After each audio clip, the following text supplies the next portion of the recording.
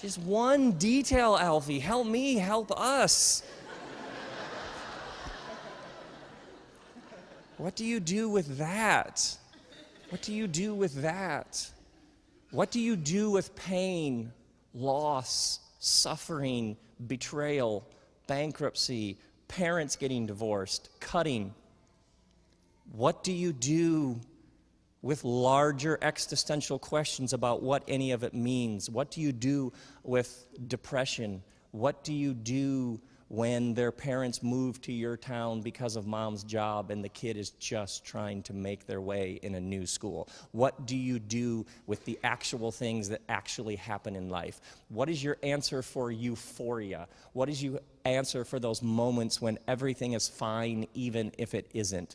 What is your answer for fear, doubt, worry, insecurity, grandma dying, dad getting cancer? What is the explanation for that mystery? For thousands of years, human beings have had poems, stories, rituals, practices, scriptures, and prayers to help them put language and expression to those experiences in which the lab doesn't help.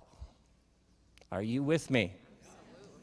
And you, as youth pastors, you get to create spaces where people can sit in the great mysteries of life.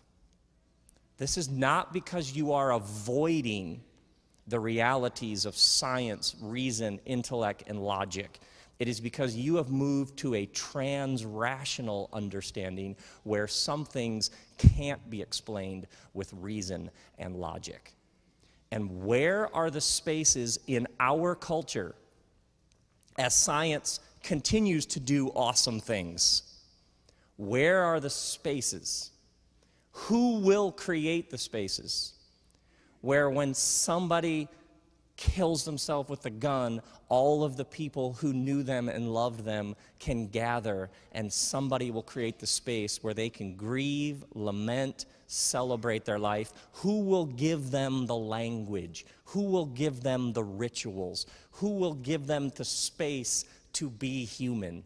Jesus comes in his full humanity to lead us into our full humanity. And that means doubt, and that means joy, and that means anger, and that means longing, and that means shaking your tiny fists at the heavens like antennas, and that means every experience in between. Where will the space be where your kids are free to simply be human beings?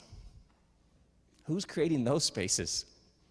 When somebody starts talking about I don't know if the whole thing is relevant, what world are you living in that people don't need somebody to sit with them in the great mysteries?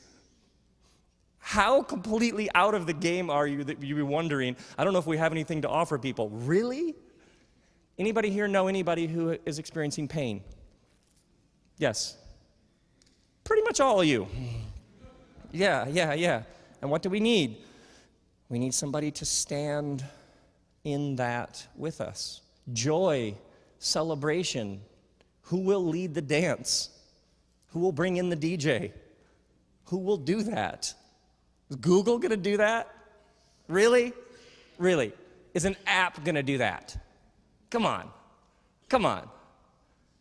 And what has happened in the modern world is the dominance of all of these luxuries and extraordinary advances has almost seduced people into thinking that that's all there is to the human experience.